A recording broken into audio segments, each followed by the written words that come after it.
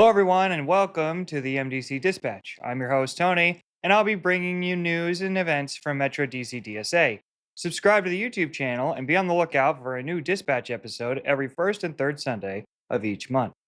Last year, the Democratic National Committee took out a $15 million loan backed by their headquarters building. Apparently, the situation hasn't improved much since the committee is now $2 million in debt, as reported this week in the New York Times. The party's financial troubles are also being blamed on the mismanagement of DNC chair Ken Martin, while policies and platforms of the party's best funded candidates aren't receiving the same scrutiny. By contrast, the RNC has over 100 million in the bank. That's no surprise since Republicans are the champions of capital par excellence. Ken Martin's DNC are the best servants of really no one. Also reported this week, a major windfall for DSA. A retirement account worth about $5 million was turned over to the organization in the will of NYU sociology professor David Greenberg, who passed away in 2024, and had named the New American Movement, one of the groups that would merge into DSA in 1982, as a beneficiary in his will. Greenberg extensively studied the socially constructed nature of criminality and so called deviant behavior, as well as incarceration topics, still top priority for many DSA members struggling against racism, homophobia, and the carceral state. One example here in Metro DC, DSA organizers are gearing up to campaign for 3 ballot measures to amend the Virginia state constitution. First, the right of 2 adults to marry, regardless of race or gender.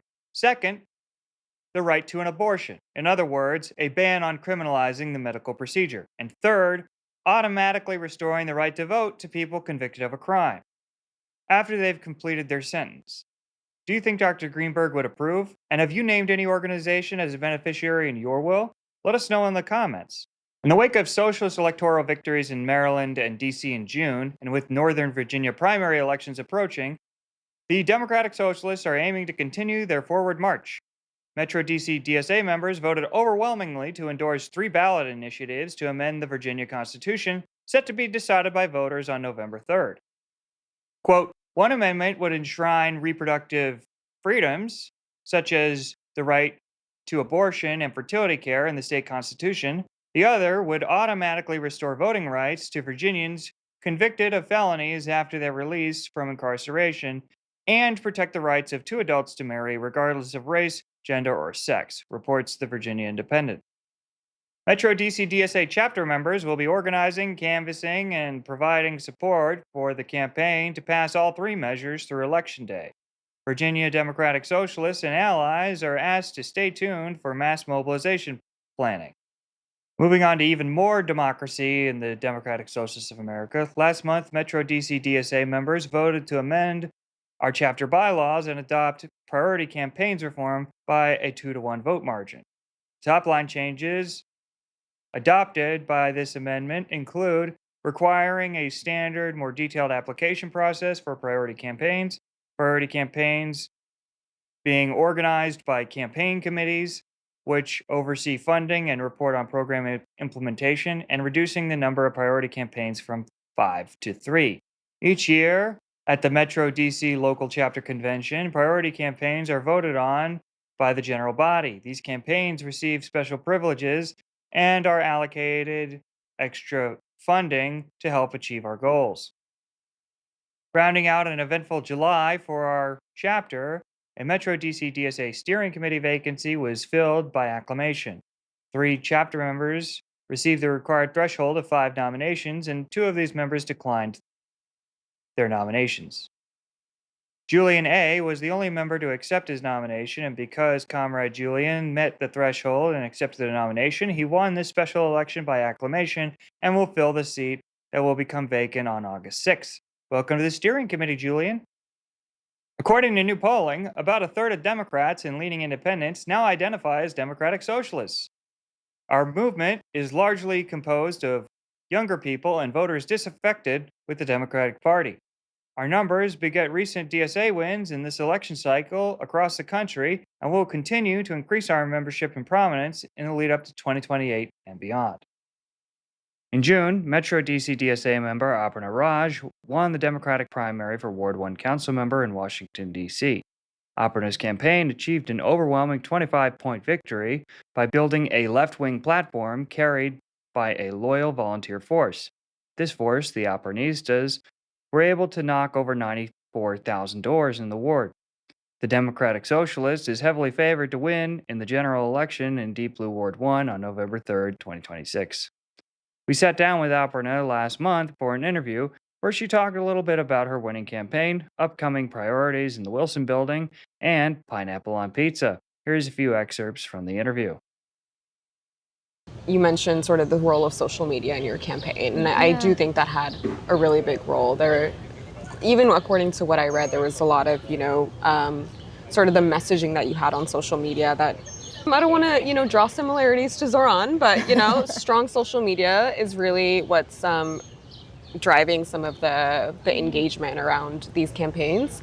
I'm curious, besides that, you had DSA endorse you, and you also had Aparnistas knock over 94,000 doors, and a lot of them were DSA members. So, what's been the role of DSA and this machine in your success in the primaries? So the way that I think DSA has approached campaigns in the past has often been we've had someone who has been a candidate who is external to the chapter, but we really align with, they apply for endorsement, we endorse them, and then we knock a ton of doors. This campaign was different in that I am of DSA, and our campaign had DSA embedded throughout, even prior to the endorsement. I was the chair, I helped lead a lot of the electoral campaigns. On sort of our core group of volunteers, I think at least half, if not the majority of folks are DSA members, and that was also embodied with our field lead, our staff, our field leads, our staff, and our volunteers. Many of them were already DSA members or joined DSA throughout the campaign or even after the campaign, after kind of getting to see it through the campaign itself. Our policy is informed by my values and my politics as a DSA member, and sort of has been developed through tenant organizing and labor organizing. And so I think this was different in that it wasn't, say, DSA is this external force turning its volunteers onto a campaign. It was within the campaign from the very beginning. And so I think that's why we were able to see so much energy. And, even back in October and November, we had canvases with 20 to 30 people turning out. And that was unheard of for canvases that were that far away and that early in the campaign. And I think social media has been a good tool too to really activate a lot of people who either were new to politics or felt left behind by politics and by our local government. I want to hear a yay or a nay, and then your support. Pineapple and pizza. Yay. Yay? Okay, we have taste. I don't need, actually, I lied. I don't need support. I don't even need support. Anyone behind the camera. Right, so I don't exist. I don't just already have, if I could have voted, I would have. It's not, it's the enlightened take. It is, yeah. It means your palate can handle the sweet and the savory and the salty all together. You know what? I want to start no trouble, but I would like a study being done on the cultures that like pineapple and pizza and the ones that don't, and see how many spices are in the food. But to the next question I have is universal healthcare. Oh, yay. Yay? Why? Nobody should go bankrupt because of a medical emergency. Healthcare is a basic need. We literally need to be able to live, and corporations shouldn't profit off of that and let people die. I agree. Yay or nay, asking your friends to help you move after the age of 30 instead of hiring movers? Can I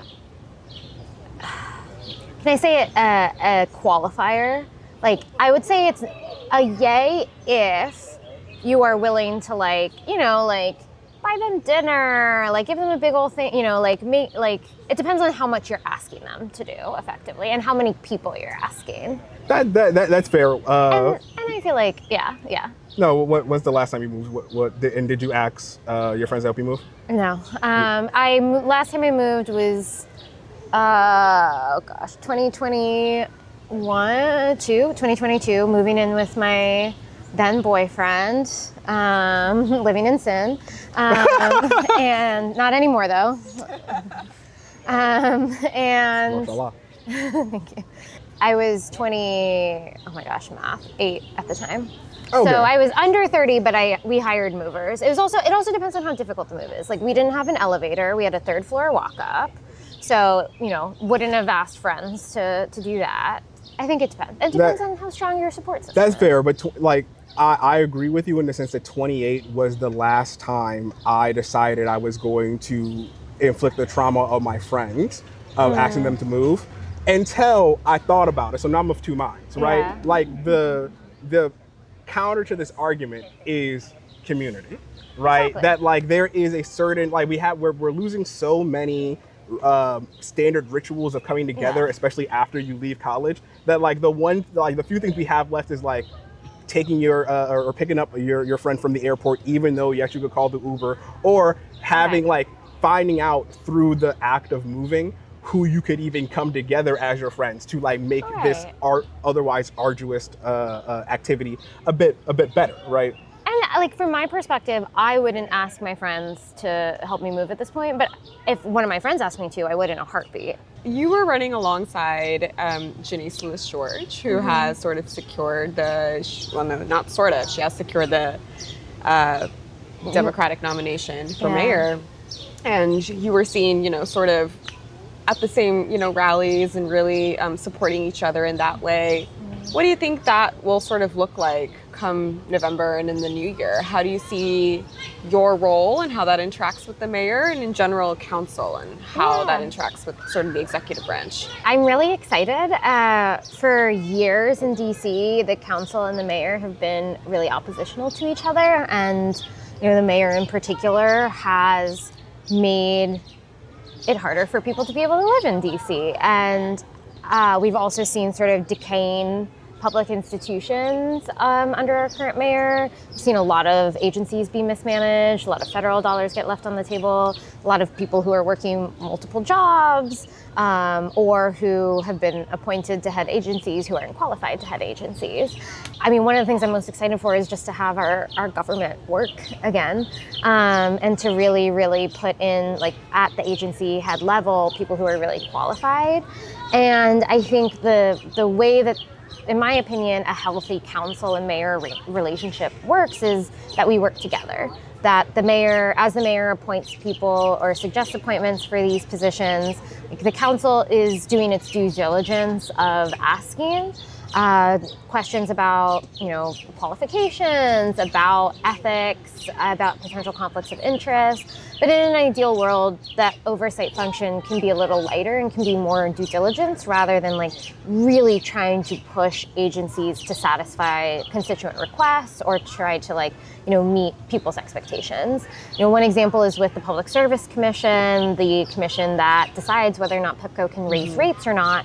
The PSC in recent years has just unilaterally allowed PEPCO to raise rates to the point where a judge sent back a rate hike and said that the PSC didn't get enough justification and that they have to re-examine whether or not these rate hikes were justified in 2024. You can watch the whole video on YouTube, linked in the description. Don't forget to leave your thoughts in the comments. We want to hear from you. Join the chapter for any of the huge slate of events coming up in the next few weeks. RSVPs are linked in the description.